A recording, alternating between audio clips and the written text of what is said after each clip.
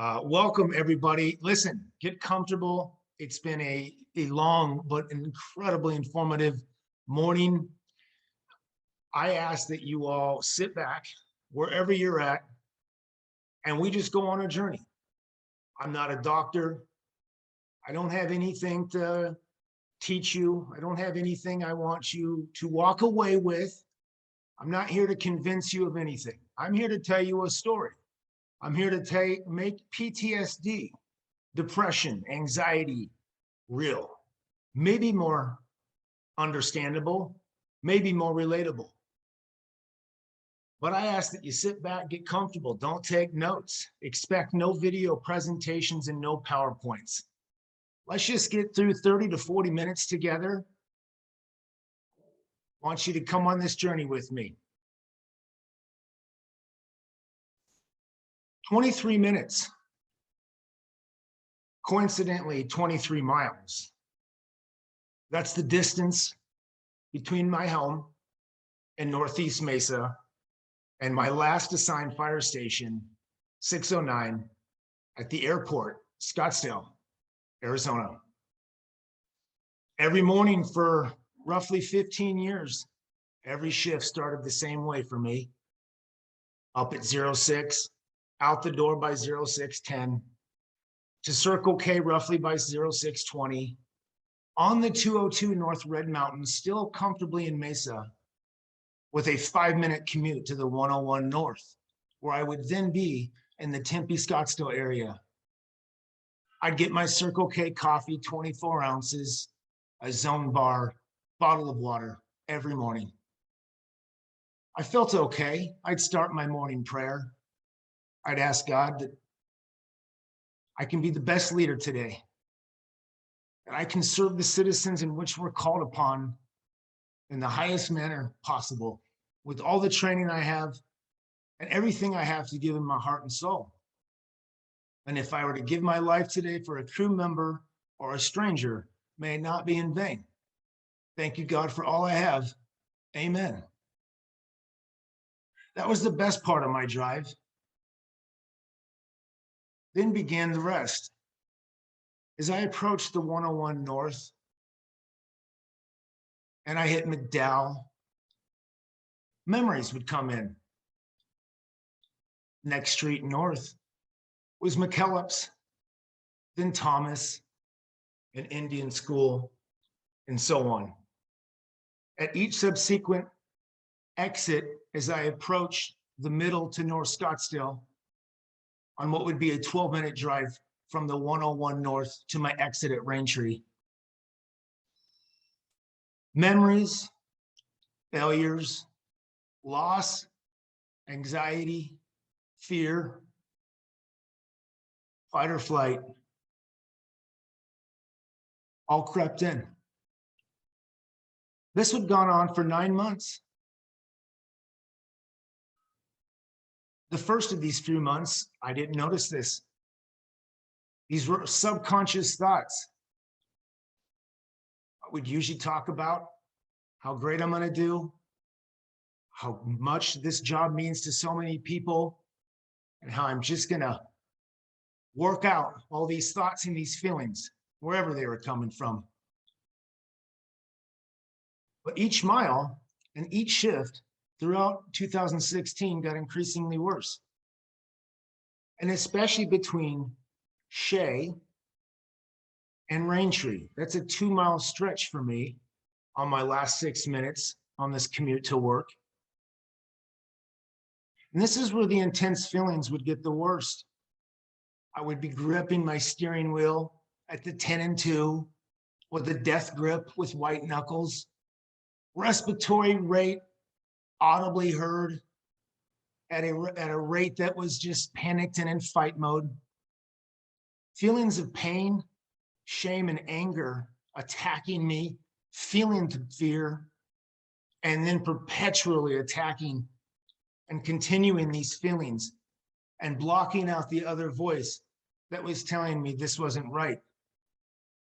I didn't want to die, but I wanted to run my Volvo, my 1997 Volvo, into a cement pylon at 75 miles an hour. I wanted to do this on the way to work. And I fantasized about this for months. I was headed to my dream fire station, in charge of the airport, captain, paramedic, ARF, dream crew, dream fire truck. I had everything. It's at the pinnacle of my career. Left a healthy wife and kids at home who loved and supported me. And I wanted to take my Volvo, unseatbelt myself, and ram it into a pylon on the 101, so I accidentally hurt myself. My family would be taken care of. And again, I didn't want to die, but I wanted the pain and the shame and the voices that I had yet to realize that were attacking me and eating at me for decades. I had yet to come to terms with my past.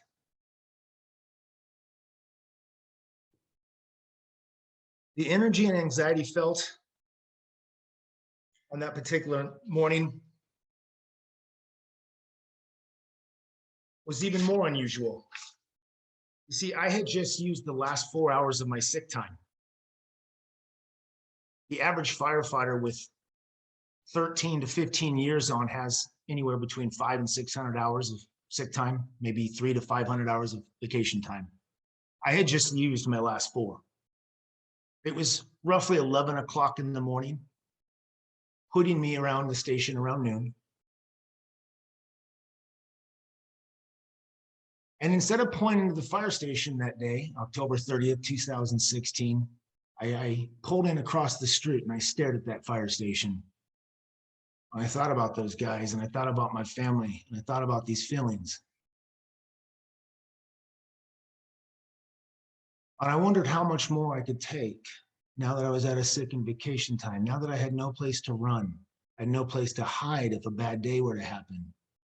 Now I had to walk into that fire station and face what could be 36 to 40 hours of constant fight or flight. 3 o'clock in the morning, pacing the bays,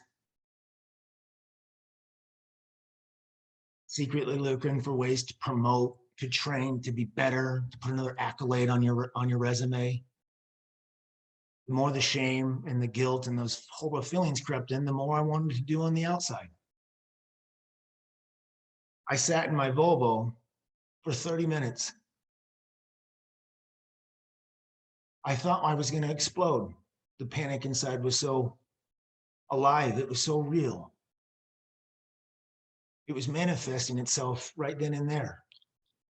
And before I could decide what to do, I reached for my phone and called my battalion chief, my boss. Something I never thought I would do. Something that I had probably put off for 15 years. He heard the tremble. He heard the despair. This was me. This is Captain Lorenz. You don't have to worry about me. Good crew, good guy, good reputation, doing it right. He knew something was desperately wrong, and he begged me to come see him.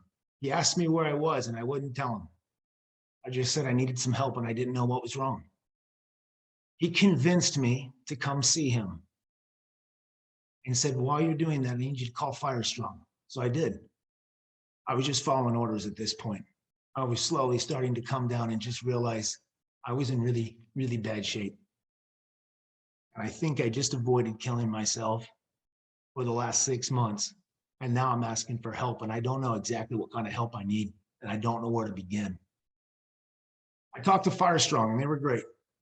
They kept my mind busy. They asked the right questions, and more importantly, they listened.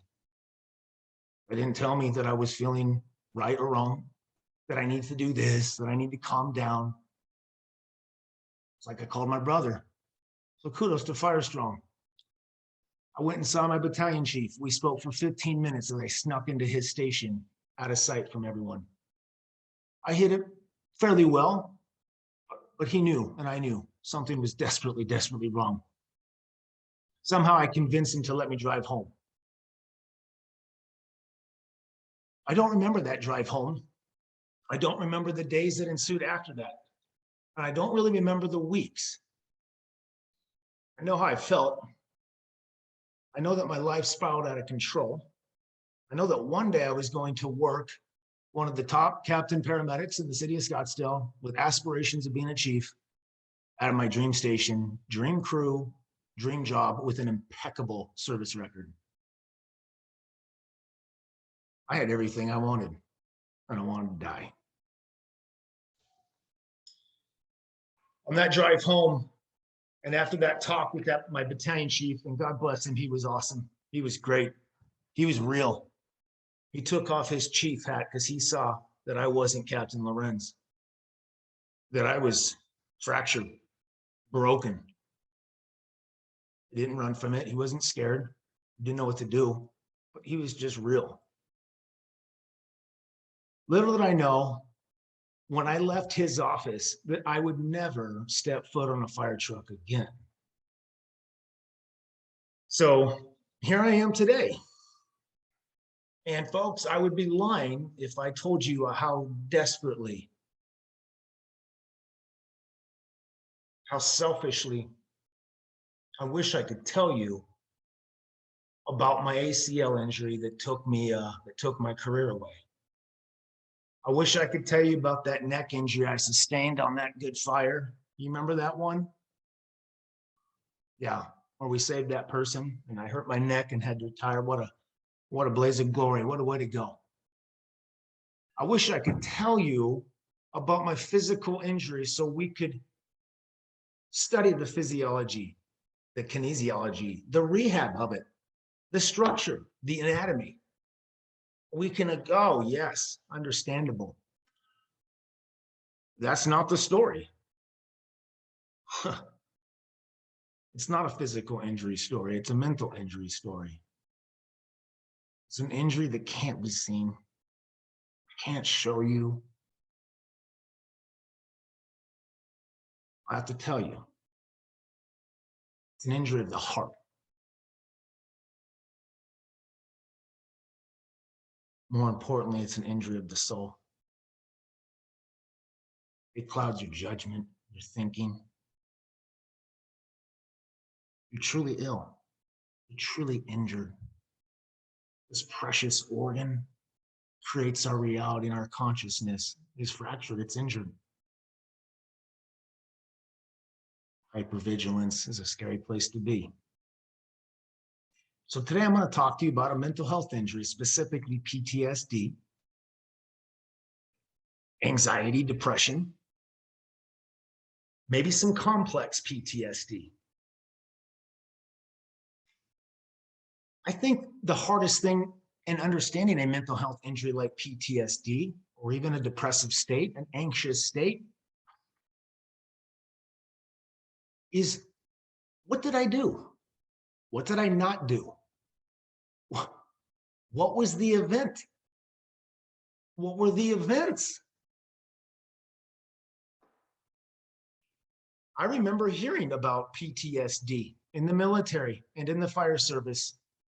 And in public safety, the statistical chance of a member obtaining and being diagnosed with PTSD is 3 to 5%. Now, I love stats. I love data. I'm kind of a science dork. When I hear statistics like that, I don't raise an eyebrow. I yawned. And I had a predisposed stigma of PTSD. But see, I'll back up for a second. I was in the military. And I learned about what PTSD is and who it's reserved for. It's reserved for combat warrior veterans, and that's it. Nobody else gets it. And this is when it was still new and emerging. So I never understood it. To actually see those 4 letters next to your name as a diagnosis, denial of diagnosis. We'll get into that. But I love understanding injuries. And there's one injury in particular when I was suffering and going through this mental health injury. And I can totally relate to this. And let me share a story. I don't know if you all know who Andrew Luck is, but Andrew Luck was an NFL quarterback. He played for the Indianapolis Colts. And like all NFL quarterbacks, he was tall and good looking. It's in the pedigree, but he was also very intelligent, very well spoken, had a heart of gold, was your franchise guy. He played at Stanford University. So I knew him very well as an Oregon Duck fan. And if you're an Oregon Duck fan like myself, you know a thing up to about Stanford. They beat us, specifically Andrew Luck. Let me fast forward. Andrew Luck was the second draft pick in the NFL draft 6-7 years ago. Had the potential to be the Joe Montana, Tom Brady. And his first 4 to 5 years were just that.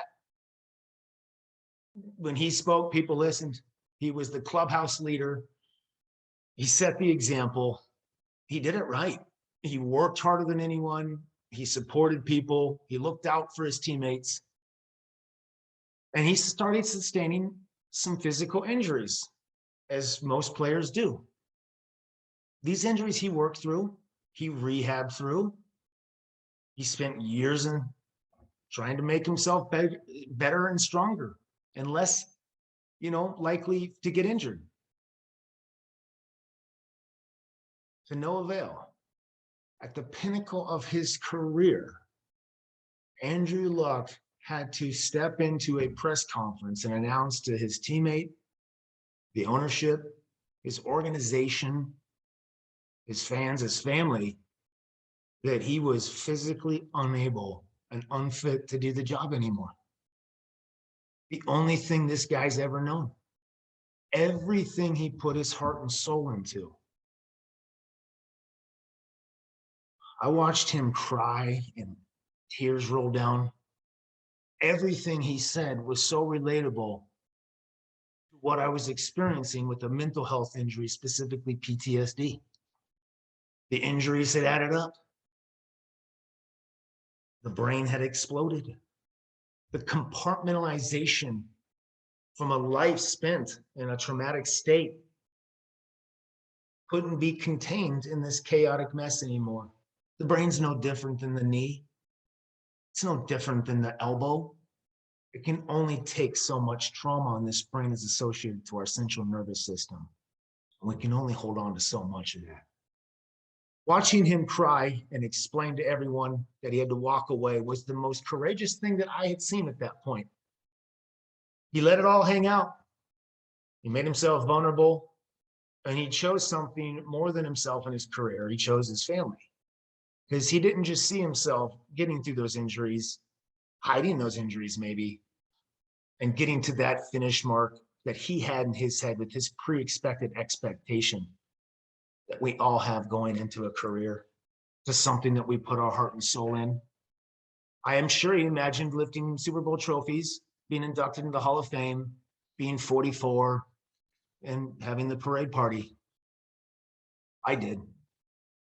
30-year career, gonna make it happen. Be a fire chief, you bet. All the expectations and all the dreams and visions you had, can come crashing to an end. And for Andrew Luck, they did. And it was a physical injury, and everyone understood it. And for me, as I sat in my backyard, trying to process what had just happened to my life, when it had been flipped upside down, Andrew Luck was a source of inspiration for me.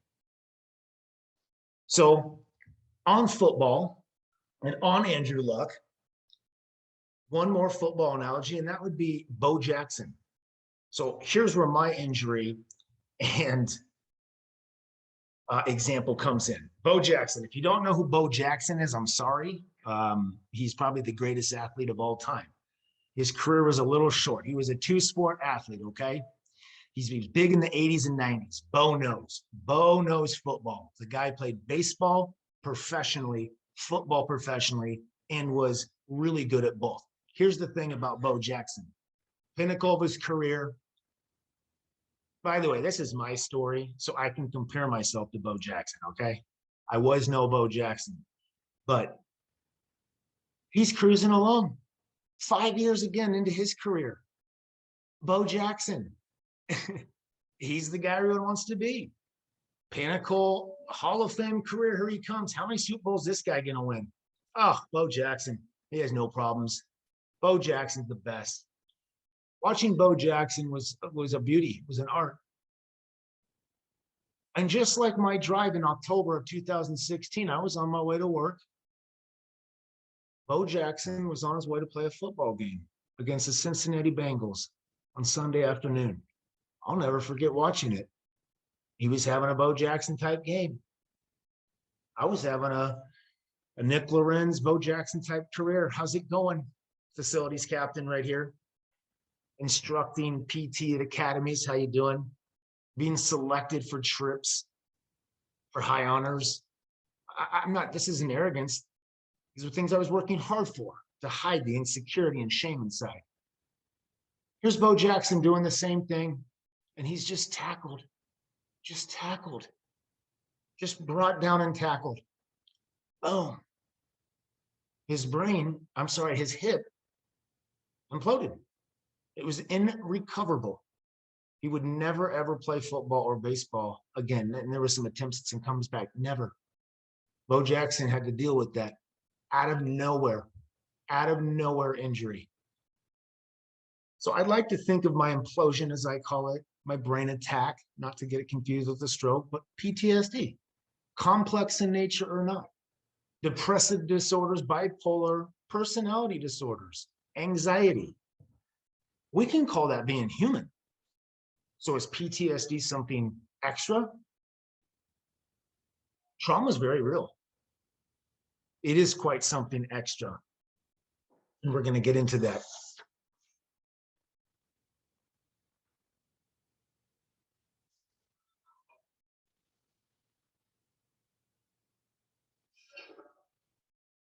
The first thing that attacked me when I found myself asking for help, and in those days and weeks to come, was, what's wrong with me? What's wrong with me? And the voices that I heard were the voices from the past. You are worthless. You're up. The gig's up. And you might ask, why would someone at that point in their career, with beautiful wife and kids, friends, I had no real problems. I've been battling addiction, but I, again, was a high functioning addict. I didn't acknowledge the addiction to alcohol, to PTSD, because I was in the fire service. And unfortunately, in comparison, my alcoholism paled in comparison to some. So maybe I wasn't an alcoholic. And you know what? Even if I am, it's okay. Yeah, sure. No, do I have some problems here and there? Am I doing some excess of the drinking? Am I making some bad decisions? Are these calls starting to take their effect with my sleep? Am I fine? Let's go grab a beer after shift. Let's work out 5 times as much. We all find vices. We find ways. But for me, I couldn't block out the shame. And once removed from that fire truck, I had to sit in that shame. Everyone around me had to figure out what was wrong with Nick, including myself. I didn't know. But as I started getting into counseling, and that's the first place people threw me, literally, I just knew I didn't want to die, but I felt at every moment I was going to die. It's funny because I didn't want to die, but the pain and anxiety makes it seem like a sweet, welcome relief. When I realized I didn't want to die, I just didn't know what was wrong with me. The fun began. What I often tell people, I was born and raised in Eugene, Oregon. Born and raised in Eugene, Oregon. That's not true.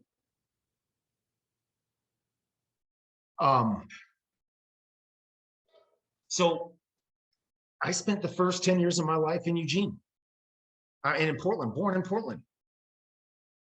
And I want to ask you something. I want to talk about something. Have you ever played hide and seek? Okay. Most of us have played hide and seek, right? I played voluntarily hide and seek as a kid. I was the third born, and I've also played involuntarily. My childhood wasn't the best, and I don't want to paint it out to be miserable. I have parents who did the best they could, a stepdad who walked into a woman's life with 3 kids, me being one of them, a firefighter. I didn't know my real dad.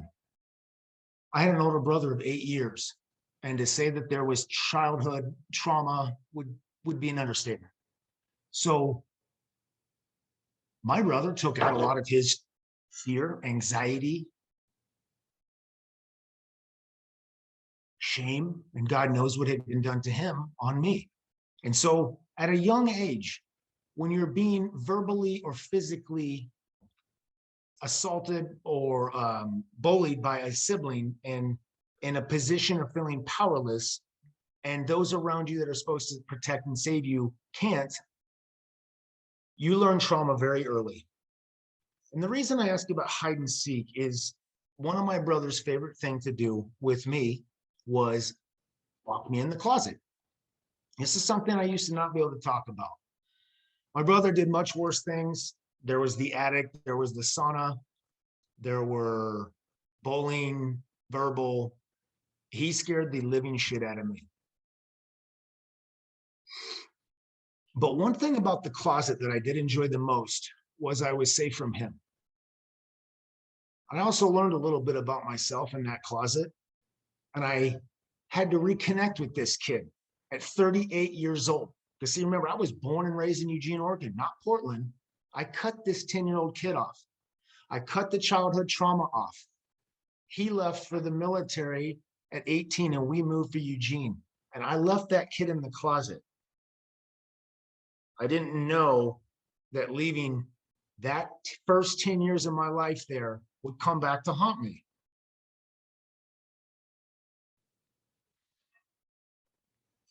You know, I don't know what my brothers went through. I just know that my mom had a tough start.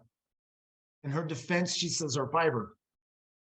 She had 3 kids with no man, working, trying to figure out how to do life. I can't imagine. And my stepdad walking into that, 3 kids, a 12, 8, and 4-year-old, a very scared 4-year-old who has already been traumatized, who's already scared to death, and the only thing he has is his mom. And his mom needed a man, needed a husband to help raise these kids. Folks, they did the best they could, but this wasn't my biological dad. And I was not a very easy 4-year-old. He was working on getting hired, and he did, for Eugene Fire while we lived in Portland. He wasn't able to do a lot of the things that maybe, you know, a dad would be able to do, but I rejected him. I didn't like him. I was scared to death of him. I was being tormented by my older brother. But as my brother left and as I began my teenage years in Eugene, the only thing I ever remember thinking about myself was you don't fit in. You're inferior to everybody. I had a constant feeling of anxiety and scaredness, bullied in 5th grade for moving to Eugene. I hated myself. I didn't like anything about me. I didn't like my freckles. I didn't like my whiter skin. I didn't like that I was shorter and skinnier. I didn't like that I was secretly being abused and traumatized at home and no one believed me. So I find out that these kids sometimes become overachievers, that they leave the house and they put on a very extroverted show. And that's exactly what I did. My teachers loved me. I excelled in physical fitness, partly because I was running from my brother so much of my youth. But the problem with these childhood traumas and these traumas later in life that some of us will experience is what they make us think about ourselves. So if you can't relate to a childhood trauma necessarily, you can remember a time or a traumatic experience or depressive state. And if you're really careful, you can think about your thoughts. And so for me, I attacked myself. And so you go, how does a captain driving on the 101 with everything he's worked for, all the accolades I could ask for, hate themselves? A lot of it was what I thought about in response to some of the calls that I had been on. Why couldn't I save that kid? That parent needed me. Maybe I'm not a good captain. Maybe my dad's right. Maybe, what if? Constantly battling this voice.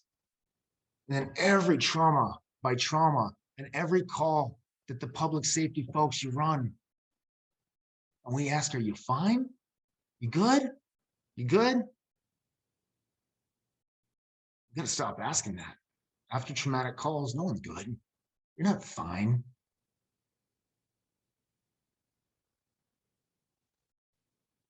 Growing up in this environment at home was difficult at times. There was strain. There were, it wasn't ideal. My parents are great people. I can't paint them out to be anything but. They worked hard. They did their best with what they had. They're survivors. They gave me opportunities. But to say my relationship with my dad was strained is an understatement. I sought his approval. I wanted to make him proud. I was a scared, sensitive, traumatized kid. And by the time I was the eldest, I just wasn't this tough kid that he needed. He's an outdoorsman. He's a fisherman. He's a man's man, a firefighter's firefighter, first generational firefighter. I was raised in the firehouse. I wanted to make this guy proud. I wanted to hear it. Not Nicky, or he's sensitive, he's scared. I can't take him fishing because he cries. True story. My dad was rough on me, so I thought, because I was so scared. Was he kind? Was he perfect? No. Did he do some things that toughened me up that later in life, in Special Forces, Marine Recon, I go, wow, I don't do this without that. Yes. But to say my high school years were fun and normal were not correct. I worked, I had opportunities. My senior year through golf, I was just average, mediocre at everything, just under the radar guy. I just didn't want to get in trouble with my dad. I didn't drink in high school. And the one time I drank my senior year, I got a DUI. A bad DUI. Do you know what a DUI, I don't drink, from a kid who doesn't drink, and your dad's Bill Lorenz, Eugene Fire? This was a big deal, and it devastated him. And this set us back. And those last 3 months were big. It propelled me to want to leave and get out of that situation so much that the Marines were an invite. And so my senior year, that's where I ended up enlisting. Basically run away, as far away from my life, from Eugene, from my mom and dad, from normal as I could. Anything. And I begged God in a prayer, God, give me the most adventurous life you can. God, please give me anything but normal. All I know, God, is fear and scared. All I know, God, is average and below average. I don't know anything, God. I don't know how to be brave. I don't know what it's like to take a risk. I'm just scared, God. I'm so scared. And my best friend got me to sign up for the Marines. And without him, I don't. That's the truth. There's no way I ever sign up without him, but I do. And this was a life-changing moment. A scared, traumatized, mediocre, 5'9" nothing, 140-pound nothing. You high school athlete? No. Were you this? Were you great at anything? Nothing. What'd you do? I smoked pot in high school. I was nice. And you're going to be a Marine? Yeah, and I'm going to be in the infantry. For 5 months, I had to hear my dad every day tell me that I was making the biggest mistake of my adult decision. For 5 months, I had to hear people tell me that I wasn't cut out for the Marines, that I was too weak, too sensitive, too scared. Nicky, come on, man, you're a nice guy. I heard it from the church. I heard it from family, anything but the Marines. You're just not a Marine. You're not a Marine. People have been telling me what I was and what I wasn't forever. I tried to appease them. That's what a traumatized kid does. My dad liked golf. I got into golf. But this was different. when I went in the Marines, I realized something very quickly. I was not tougher. I was not stronger. Oh, no, no. But I could suffer more. And when I realized I could suffer more, became a superpower. And that propelled me into becoming something that I transformed myself into. A Marine Special Forces Marine Special Forces Recon. Recon would be the equivalent to Navy SEALs. This is the highest level achieving special forces group at the time in the Marines. And it's not an easy journey to get there. It included overnight indoctrinations that lasted 24 hours to 6 months of probation, to military schools to weed you out, to make you go away, go begging back to your infantry unit. 4 years of this. What did I get out of it? I saw the best leadership I've ever seen in the world. I transformed myself into a scared, timid, unbrave, uncourageous, mediocre afterthought. I came out of there knowing I could do anything in the world, because this scared kid that was in a closet, this scared kid that couldn't go camping without being scared of the dark, couldn't go fishing, was too cold and crying, had just survived some of the toughest training. And I realized, why? One, I was too afraid to quit, because everything in my life I quit, and I decided I can't quit anymore, anything. I'd rather die than quit. I'd rather die than quit. And two, when it came to suffering, the physical suffering that we did in the military through food deprivation, through being cold, sleepless, day after day, that just takes its toll right here. I can't do more push-ups than those guys. I can't run fast than those guys. They shoot better than me. They can do more pull-ups than me. They can beat me up. They're better Marine in every way. But you can't measure this sometimes. So I found a little superpower. That propelled me out. The confidence I came out of Marine Special Forces propelled such confidence that, folks, in 2000, I walked into a Phoenix fire station knowing nothing. Moved to Arizona, had to continue the party of the Marines a little bit. We weren't ready to go home to Oregon and Minnesota and New Mexico, so we had to come to Arizona. Why, by the way?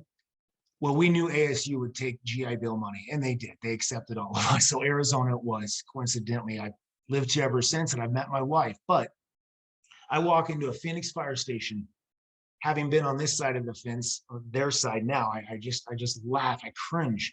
I walked in and said, I want to be a firefighter. Where do I sign up? And I'll never forget the look on that older engineer's Phoenix's face. It was a little bit of pleasure, a little bit of you are lost, and a little bit of, oh boy, laughter. So that Marine confidence led me to starting a family, meeting my wife. She's been a part of this journey since the get-go, through every failed interview, through a stack of rejection letters this high, from every city in the state, repeatedly, until one fire department decided to take a chance on me. But if it wasn't for those adventures in the Marines and going overseas and seeing a bigger part of the world, seeing what all my presence and representing something bigger than myself meant, yeah, Lorenz was on there, but so was US Marines. In every country we ever went, I tried to represent the Marines in America, not just me. So I got a lot of worldly experience, and I trained with the best. I was 20, with the average age Marine Recon was 30. I took that same leadership and I went right into the fire service with it. So while I lacked 4 years that other people had in the fire service, I had 4 years of Marine Recon training, which gave me a lot of weight as I entered and tested in the fire service. Funny side story is, I thought walking in as a Marine Recon, second generation firefighter, son to a mom who's a nurse as well, that I would basically, they'd ask me to sign up. And it showed in my interviews.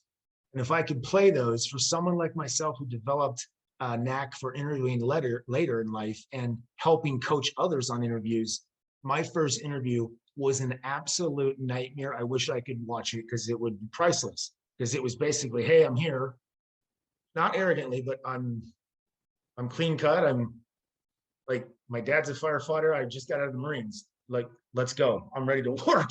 And And they said, so are 3,000 other people. So the Marine confidence really transformed my life, but it also showed me how to wear a mask and create a persona. I was still scared, little Nikki. That little kid in the closet was still in there. That traumatized, unprocessed, unhealed kid was still walking around, drinking heavily, not knowing how to drink or control substances, knowing that it felt good to numb sensations and feelings of life, especially anxiety, which was a 24/7 perpetual state. But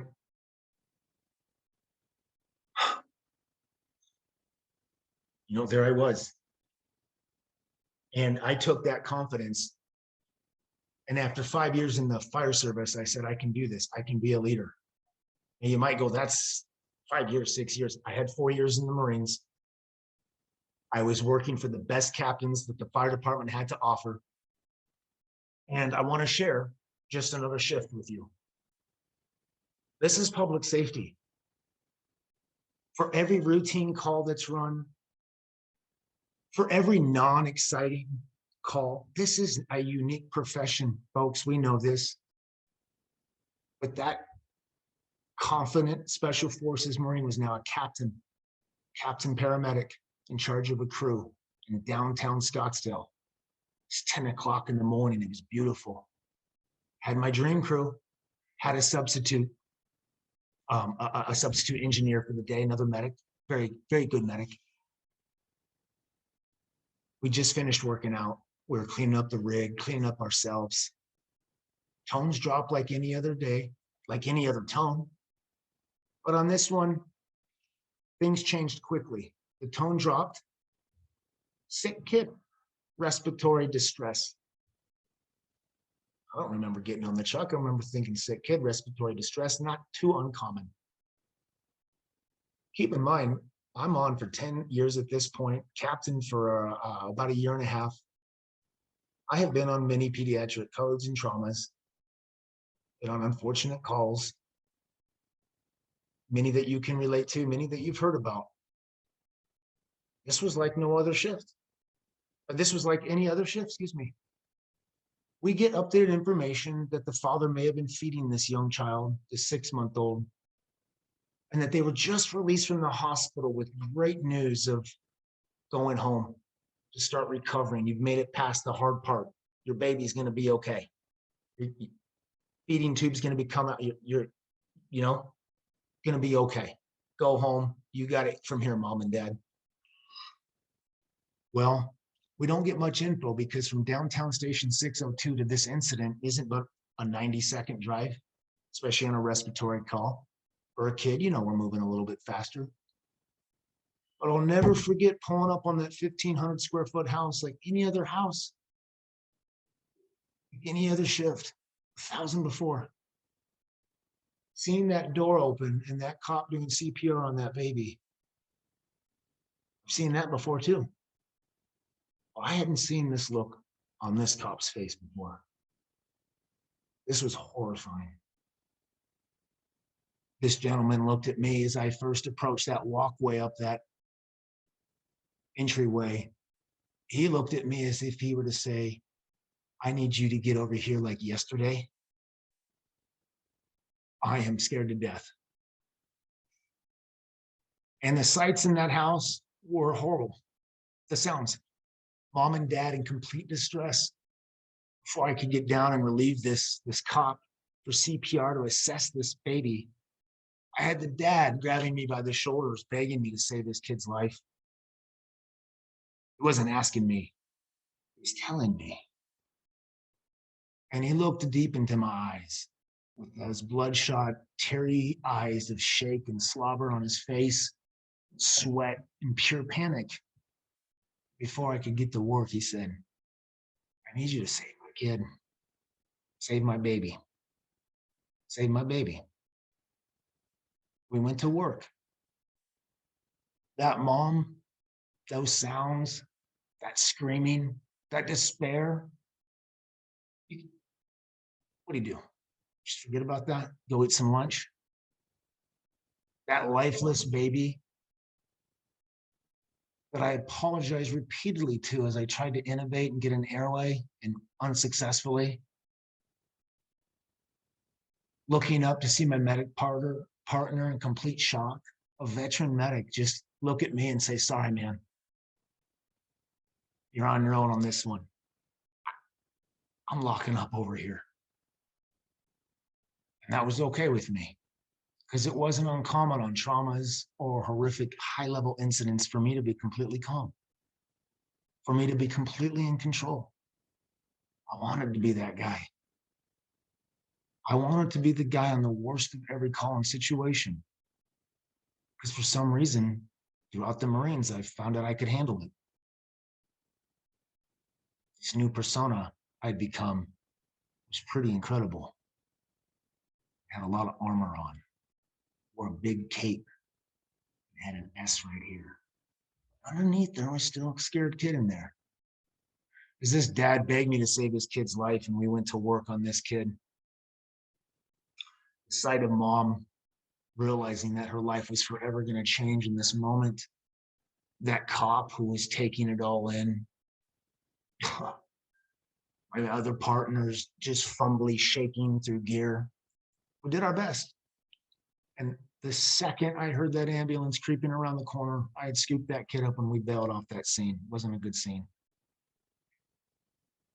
I remember dropping that baby off as we continued to try to innovate and do CPR. We dropped that baby off at the ER, and the ER is amazing. They do their thing. In the whole ER, you get everyone's attention when you bring in a pediatric code. Everyone's going to work. I get out of there, give my report confidently, smoothly, in control, in charge. Who is this guy? I don't know, but I want him on my call. We go back to the room to start charting. I can't chart. We're gonna find out what's gonna happen to this kid. I walk back, sneaking my way to this room, be out of sight. Come in through where an entrance where only us medics and nurses can come through. And I see the team busily working that kid. I see mom and dad. And they are embracing outside that bedroom in one of the most unifying hugs I've ever seen. And I stared at them. I grieved with them. I had kids at this time. I held my 6-month-old, and I held their 6-month-old lifeless kid. My dad looked into my eyes and my soul and my heart and said, save my baby. Me, the dog, no one could save that baby. Turns out the dad accidentally put some food down the kid's lungs and caused some aspiration. I was so scared of this mom and dad, and they would see me, confront me, take out their anger, their despair on me. I remember freezing right there and I couldn't move. I wasn't crying, I just couldn't move. I couldn't stop staring at them. I couldn't stop staring at these parents grieving over the loss of their baby. And I decided to walk up to them. I don't know what I was thinking. I just wanted to touch them. I wanted them to know, sorry. And as I walked up behind the dad, the mom noticed me coming, takes her arm off of her husband as he looks behind. At this point, I don't know if the guy's gonna punch me, hit me, yell at me, but I would have taken anything to relieve his pain. And instead, the two of them put their arms around me and we embraced each other. And we grieved. They lost their child that day, and I lost a piece of my soul that day. That wasn't my first pediatric code, wasn't my last either. But what I gave that day was I gave too much of myself. You got to guard yourself at times. We wrap off that shift of that call, And you know what we do? Even as an informed captain like me, who was very well aware that that was not a normal call, what do? You guys okay? Are we gonna be okay? You go back, you eat lunch, you run a few more calls, you work out maybe. Everyone individually and uniquely processes it. PTSD won't be me. Here's the tricky thing, folks. I was fine. What do you mean I'm good? I mean, I'm good. Those calls did not bother me. Or did they? Did 12 to 15 years of calls like that bother this kid that, didn't have any self-confidence or self-worth? Everything was on the identity of outcomes.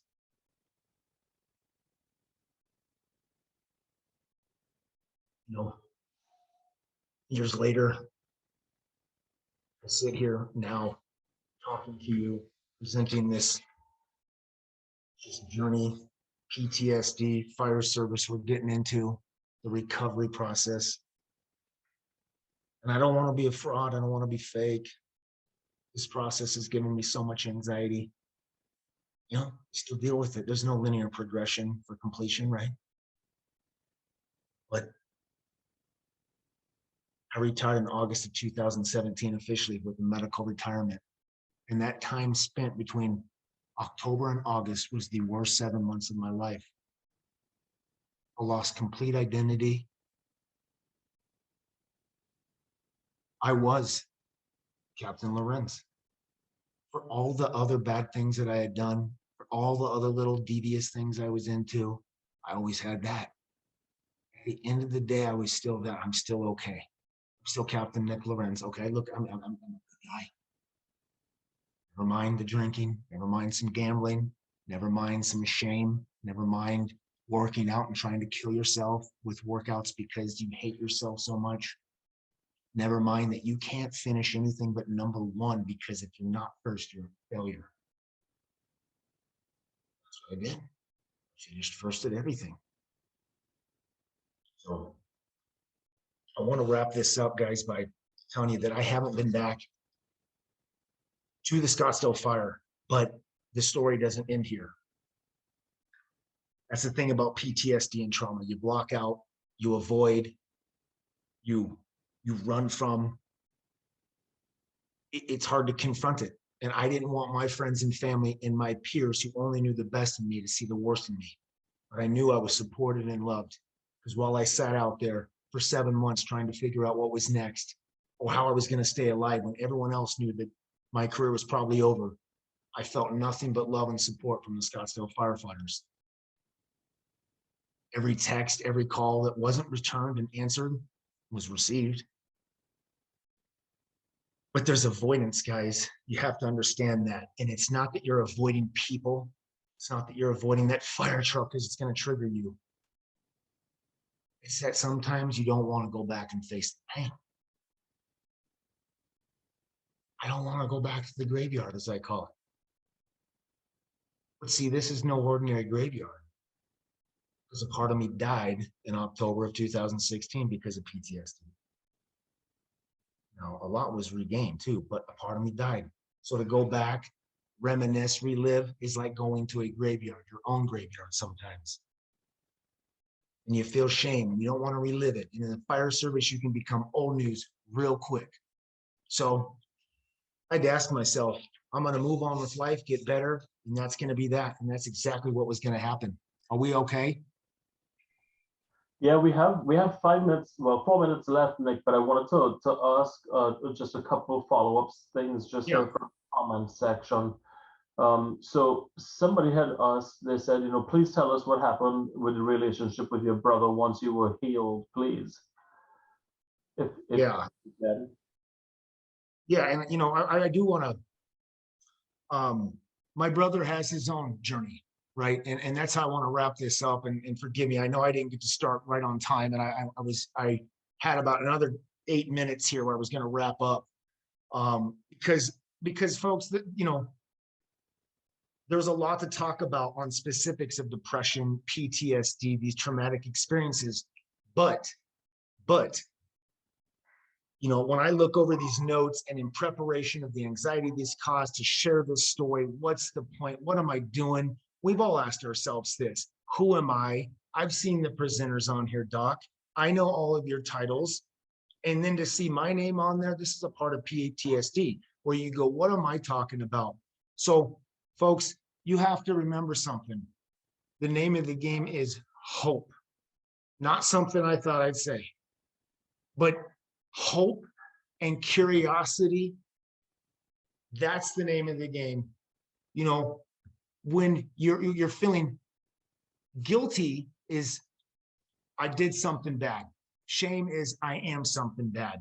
You got to be aware of the difference and know that that's your mind attacking you. But the point of this is hope, because where I was a few years ago and the progression and the time it takes, because there's no finish line in this, to be speaking to you guys now here today is, you know, in that in itself, it should give people hope that you can overcome these traumas, these tragedies, depressive states, suicide. And, you know, and I have a lot of what I did that was helpful from EMDR counseling, meditation.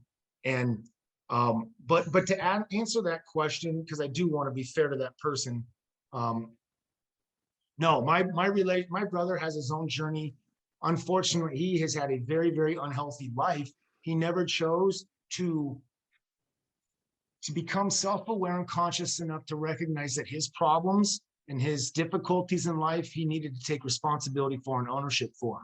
And I'm not a hard ass. I know what it's like to be a victim with mental health.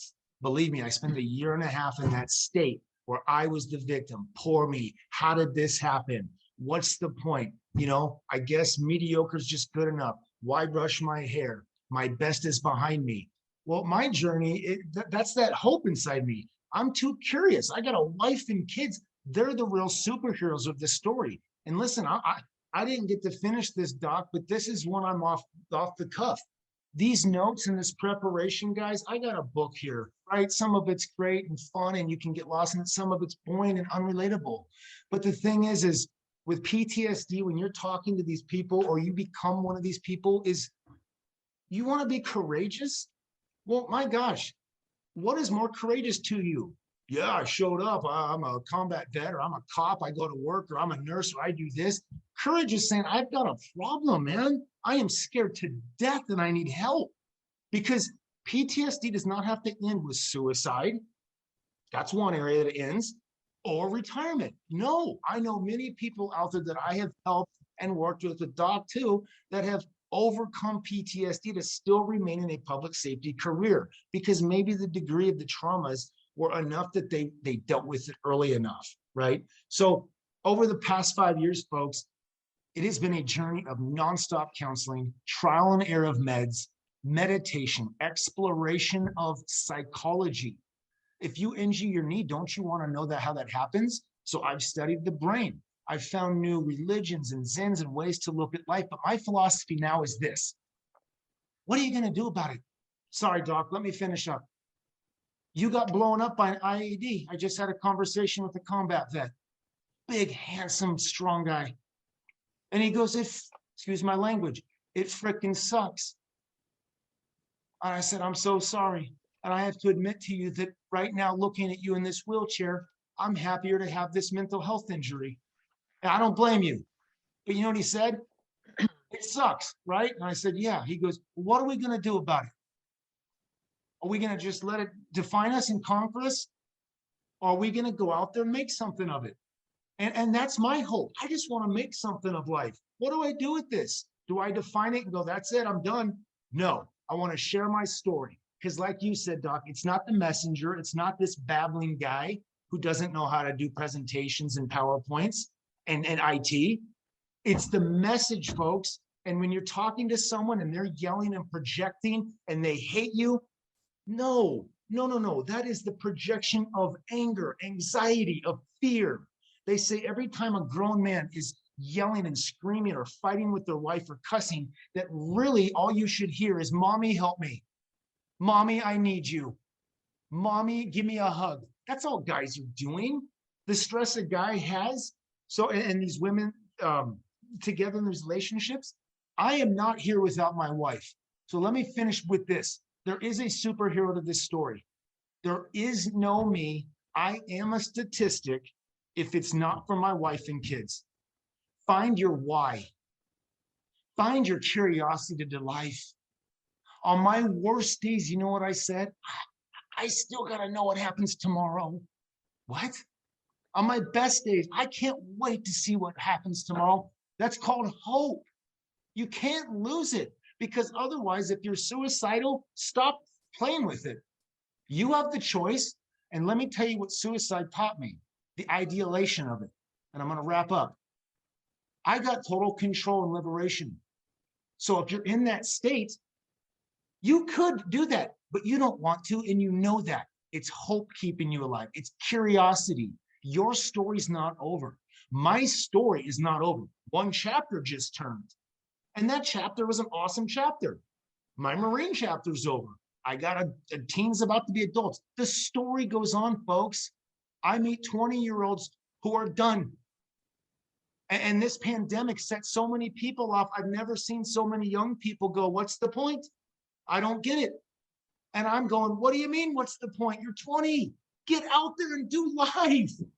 You know, don't listen to a 43-year-old who's been beat up a little bit. And if I've been beat up and knocked down, and I mean to the top, when I tell young kids I was a recon Marine and a captain paramedic, and then now nothing, I mean, like, what are you doing now? I work part-time here, the gym, or there. They're like, well, that's what I did. Yeah, that's right. And I'm not afraid to carry an AutoZone shirt or a Marine or Scottsdale shirt. That doesn't define me. Your jobs don't define you. Your voices in your head that tell you you're worthless aren't you. Next time you hear your critic come on, I want you to ask your critic, who's criticized you lately? All right. So folks, this is a story about hope. It's about overcoming. It's about adversity. It's about you're never alone. And that's what got me through, knowing that there's so many other people out there going, I've been through that. I've been through that. It's not this woman who just witnesses an accident, gets PTSD. It's not, I don't get it. I was there. I was on that call. I don't see what the big deal is. You don't know what that person's thinking. Trust me, I was the special forces guy. So I just want the face of mental health to be as normal looking, as sad looking, as happy. It's everything. And folks, there's no finish line. Can I tell you that? Don't give up. Stay curious. Stay hungry for life. Even on the worst days, what's tomorrow? It's a new day. That curiosity for a new day is what drives me. My wife is a superhero. I owe my life to her and my kids. And I hope everyone is lucky enough to have someone like her in their life. And she will explain how she later in life was able to deal with a mentally ill person. Because all of you folks dealing with mentally ill family and friends, God bless you. Thank you. I am so sorry. We are not difficult. We don't hate you. We're dealing with self-hate and other issues. We love you. Thank you. The best thing you can do is listen. That's it.